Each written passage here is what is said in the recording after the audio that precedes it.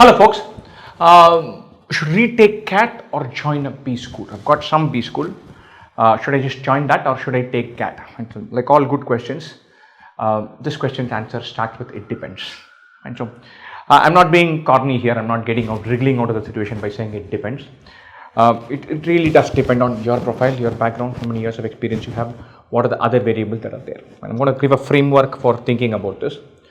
But typically, the better the profile you have, the fewer the limited options that are relevant for you, the more the options that you will be able to have access to, fewer that are relevant for you. And if you're a chartered accountant working in the big four, you work for 2 years, there's a chance that a ton of B schools will give you some form of admit even if you get 97, 96 percentile. And so, but from your point of view, from where you stand, then you probably only meaningful impact can be there in your career if you join something in the top 6, 8. Otherwise, it doesn't matter. Spending another 2 years in Deloitte may be better than spending 2 years in college rank 24 in India. And so, where you are very much determines your. I'm not worried about the likelihood or chances of landing in college, or what are the colleges that are relevant for you. And so, I'm going to give broad framework. And so, if you're a final year student, if you get into a top B school, join. Top 10, top 12, go berserk. And so, no good convert, prepare again. Life is simple. And so, got a tier 2 or a baby iron. And so, for final year students, the decision is not based on just where do you stand right now.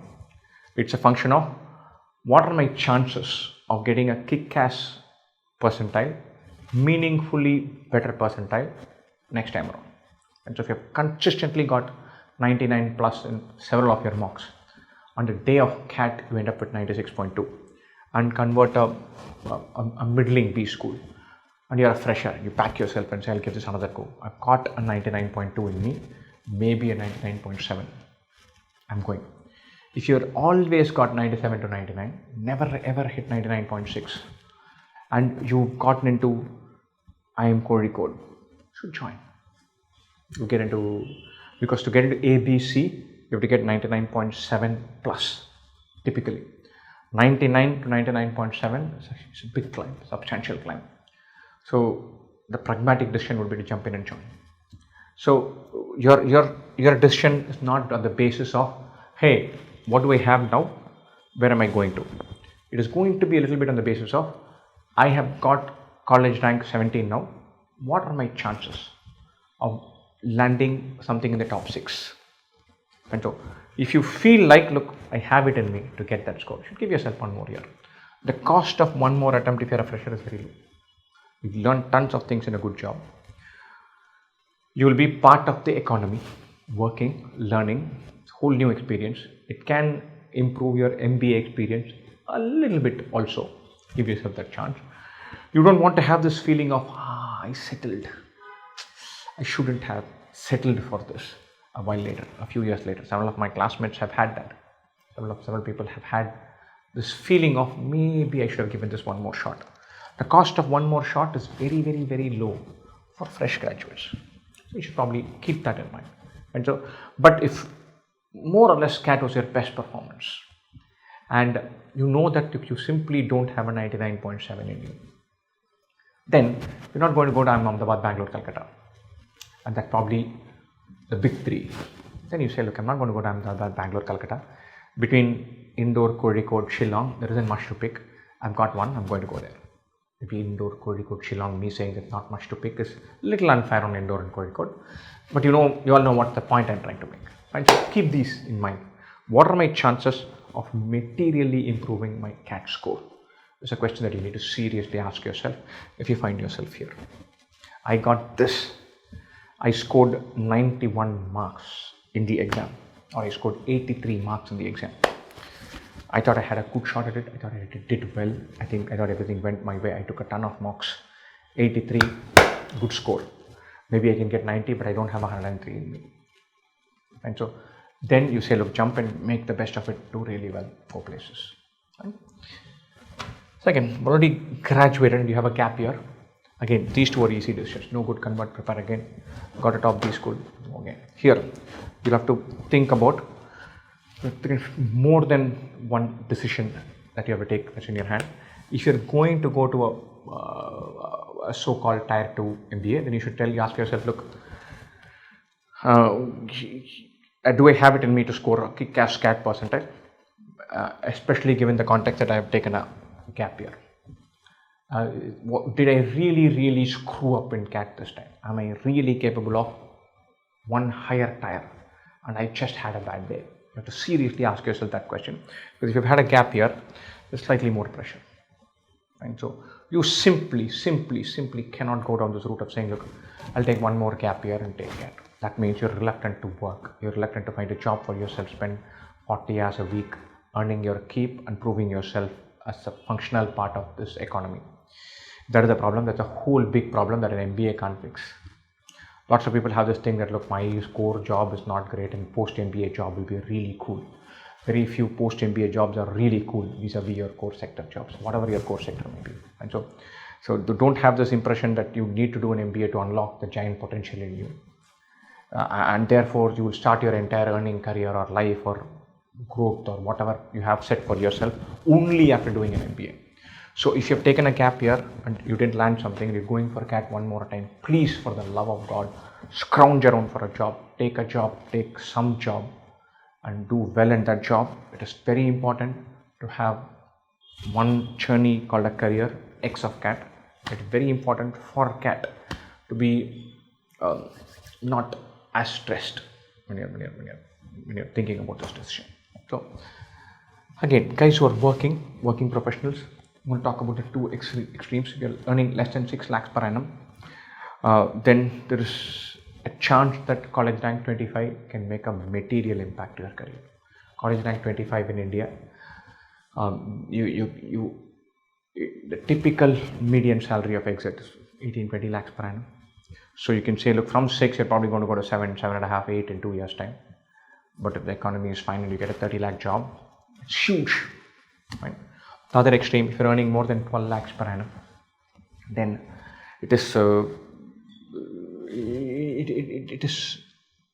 every chance that you will be at a 15 lakh per annum bracket by the time you would have graduated if you joined a B school. And so a B school is really meaningful if you can more or less guarantee 21-22 lakhs per annum. That means anything outside the top 15-18 is not relevant for you. That's where you are now. Less than 6 lakhs per annum, great many colleges are relevant for you. You should jump on top of them. More than 12 lakh per annum, you're really shooting for the top 15, top 18. Keep that in mind. Right? The other things to keep in mind, if you have taken 3-4 attempts, there is a CAT fatigue that comes in. Right? If that is the case, then you should definitely think about GMAT or switching your job or upskilling yourself. There are certified non-MBA routes to having glorious managerial careers in the world. Definitely widely available to people across the world, super available to Indian graduates. Find them, make your mark, give up the ghost. If you're working in a job that you think is only okay and you think MBA is your ticket, but you've given 4 shots at CAT, you need to think about other options. Maybe you're super capable, maybe your best shot is going to come, but you cannot have CAT as your only option. If it's your first attempt, and by all means the bias is for giving it one more go. Some small tweaks, 15 more marks, a little bit more luck, you're going to Ahmedabad. Brilliant. Why would you not give that a chance? But if 3 attempts and you've got 94th percentile, 97th and 91, and if 97 didn't open the doors that you wanted it to open, but the percentile after that has to be 91, you say no, thank you very much, and find a good place to go. Find another avenue, maybe GMAT, maybe upskilling, maybe switching jobs. Another thing to keep in mind, which I have not put here on the presentation, is to take value from the place that you go to. And so typically people finally think about what is the median salary in a college, and don't think about how much your salary at the end of the college is determinable by you. And so the top 10% of the batch from IIM Trichy will get a job, give or take at the same level as the median or slightly below median student from IIM Bangalore. And so if you feel like, look, I could have joined IIM Bangalore, or I missed out and joined IIM Trichy, double down, go at IIM Trichy, go to IIM Trichy bursting with enthusiasm, crack the place out of shape, be a beacon of excellence there, where people look up to you and say, look, oh my God, what a benchmark student. Kick ass, be in the top 8, top 10 in the batch, do a million things, solve case studies, upskill yourself, be the best version of yourself, land a great job, and you'll go places. And lots of times people go to colleges with a heavy heart saying, kahan ke phas gaya yaar, I'm so good and I'm stuck in this college. Don't do that. Do justice to the college where you find yourself in. Do really well there. Be an honorable alumna, and exit with your head held high, and make sure that your career is an example for next 25 years, your college students to come. Don't wear this, I'm too good for this college demeanor, expression, countenance with you. It's absurd, ridiculous. It does a severe injustice to you and the college. And so don't do that. And so if you find yourself in a so-called tier 2 college, go kick ass, you'll go places. And so this whole demarcation into tier 2 and tier 2 college, sometimes I think that's heavily overdone. Heavily overdone. And so people agonize and put down these colleges that are outside the top 10. Top 10 colleges put together as 2,000 seats, 3,000 seats, or maybe 3,500 seats, with a slightly smaller number for general candidates and all of that. And so it is ridiculous to assume that an economy as big as ours can take only 2,500 B school graduates. It's 10 times that. So you learn good fundas from decent colleges, you can go places. And so putting down so-called tier 2 colleges has become a pastime on social media.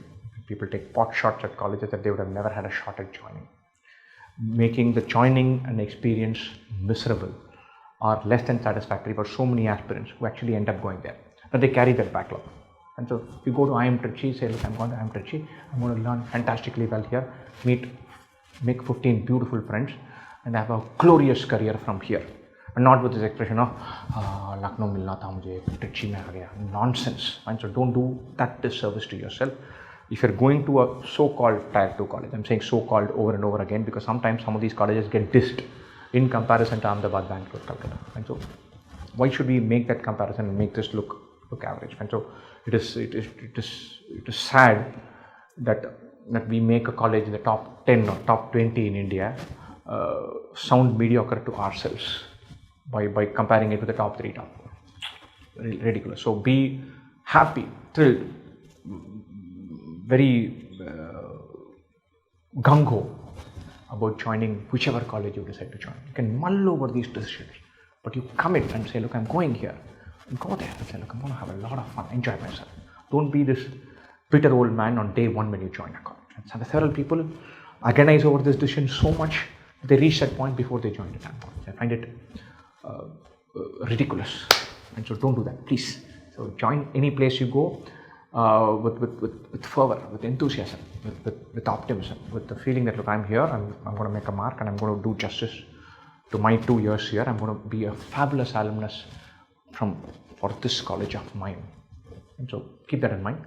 Maybe I've overdone this part, but I've been meaning to talk about this for a long time. Therefore, just came rushing on. Right? So best wishes to all of you. If you're taking this decision or thinking about CAT, thinking about several exams and thinking about where you go further in your career, managerially or otherwise, you're in a good place already. If you're earning 12 lakhs per annum and you're feeling bad that you didn't land IIM Calcutta, big deal. You're earning 12 lakhs per annum, you do well, you'll be earning 25 lakhs per annum in 3 years' time. And so don't let one notional lack of success drag you down. As it is, there are so many things in our environment that is putting fight to drag us down. We can't add one more to that. Best wishes.